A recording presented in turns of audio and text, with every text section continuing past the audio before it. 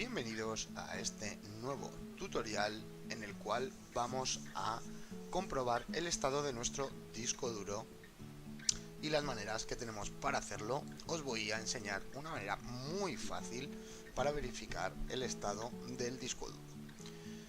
Primero de todo, cuando notamos que un disco duro está mal, deberíamos de venir aquí a equipo si estamos en Windows 7, mi PC si estamos en XP y equipo si estamos en Windows 8 o Windows 10. Lo que tendríamos que hacer es ir al disco duro que creemos que está dañado. Yo ahora aquí tengo 3 particiones en un disco duro y este es otro disco duro que es SSD. ¿Vale? El disco de sistema, para verificarlo con un check disk, habría que reiniciar el equipo. O sea, vendríamos a propiedades, vendríamos a herramientas, vendríamos a comprobar errores y le daríamos a examinar e intentar recuperar los sectores defectuosos y reparar automáticamente errores en el sistema de archivos. Aquí le daríamos a iniciar y nos preguntaría que si en el siguiente reinicio el equipo quieres que verifique. Reiniciaríamos el PC y empezaría a aparecer en MS2 un montón de verificaciones de los datos del disco duro. Tarda bastante, también hay que decirlo, cuanto más grande es el disco más tardará, así que simplemente dejarlo y ver si nos diera alguno. Una vez hecho esto, iríamos a el programa que os he dejado en la descripción, que es Crystal Disk Info, y lo ejecutaríamos. Que lo que tendríamos que hacer es instalarlo en nuestro equipo donde queramos.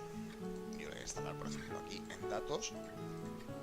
Damos a siguiente, cree un icono en el escritorio, se instala muy rapidito y lo tendríamos aquí. Ejecutando este programa nos va a decir los valores del disco duro. Aquí nos va a indicar el estado de salud, a la temperatura a la que está el disco duro y los discos duros que tenemos, ¿vale? En este caso yo tengo 2, entonces pues bueno, este es uno a 7200 revoluciones por minuto de 1 terabyte y este es el SSD que es de 150 gigas, así que